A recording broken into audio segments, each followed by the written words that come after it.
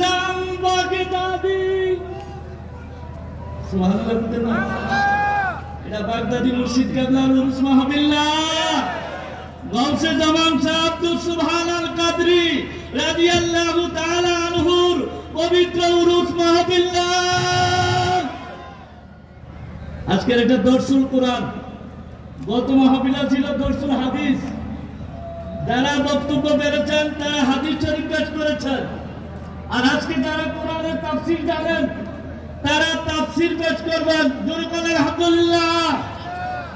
করে যুগের হাদি নাম বাগদাদি, আমার মুর্শিদ মাওলানা। সুবহানাল্লাহ। করে কুমিল্লারি পূর্ব পাশে, কুমিল্লারি পূর্ব পাশে শাহপুরে আস্তানা। আল্লাহুম্মা সাল্লি আলা।